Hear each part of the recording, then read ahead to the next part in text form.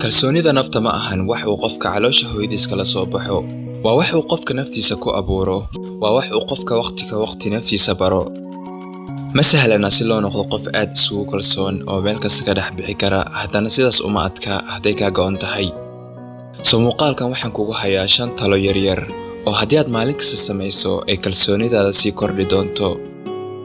Tan koowaad, codkaaga kor u qaad. Rag ahaw ama dumar ahaw, marka aad dadka la hadlayso codkaaga kor u qaad. Maxaad la cabsataa horta? Qofna kuma cunayso, hadal oo fikirkaaga dhiibo. Waxba la gamban. Sheeg waxaad aaminsan tahay, codkaagana kor u qaad. Sii baraga haddii aadan codkaaga kor u qaadi karin, hadda bilow. Waa tallaabada koowaad ee aad kalsooni ku muujin lahayd ee naftaada bar. Tan labaad, eeg qofka indhihiisa. Haddii aad qof la hadlayso laakiin aad eegayso meel ka baxsan wejigiisa, waxaad caddaysay inaadan isku kalsoonayn. Eeg qofka wejigiisa 80% waqtiga ka mid ah. Kuma dhahayo qofka indhaha ku gub, laakiin qofka markaad la hadlayso wejigiisa eeg. Arag siduu hadalkaaga u qaadanayo. Qofka akhri. Qofka dhulka ha eego hadduu rabo, laakiin adiga dhulka ha eegin. Mid kale samey. Haddii aad wadada marayso, isku day qofkii kaa hor yimaadaba inaad indhihiisa eegto.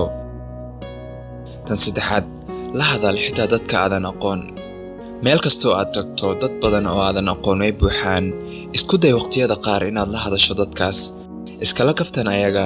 Tani way adag tahay, laakiin kalsooni badan ayaad dareemi doontaa haddii aad marar badan sidaan samayso. Isku day wada sheekaysi inaad la bilowdo qof aadan aqoon. Dadka aad la macaamilayso iskala kaftan, qof furfuran iska dhig. Tan aad bay ku caawin doontaa. Tan afraad, cabsidaada wajah. Cabsidu waa asalka kalsooni darada. Markaad ka baqayso waxa ka dhalan doona xaalad jirta, waxba kama qaban doontid xaaladaas. Ilaa intaad cabsidaada ka wajahdana waxaad rabto ma heli doontid. Isku day inaad maalin kasta samayso waxyaabo adiga ku cabsi geliya, kadibna arag siday kalsoonidaada u kordhi doonto. Tan shanaad, haddanayn dadka waxay ka aaminsan yihiin. Qofkii rabo ha ku xukmiyo wuxuu rabana ha kaa sheego, laakiin adiga ha ku biirin dadkaas ku liidaayo oo naftaada wax xun ha u sheegin. Naftaada u arag inaad wanaagsan tahay, awoodahaaga aamin. Samee waxaad u aragto inay ku wanaagsan yihiin. Kalsooni sii naftaada, qiimahaagana garo. 5taas waxyaabood isku day maalin kasta 2 ka mid ah xitaa inaad samayso. Qof aad isugu kalsoon ayaad noqon doontaa. Okay guys, muuqaalka intaasuu ku egyahay. haddii aad ka heshay like muuqaalka, taas wax badan ayay tahay. Insha Allah til muuqaalka xiga waxaan idinku dhaafay khayr iyo caafimaad badan. Naftiina ku kalsoonaada.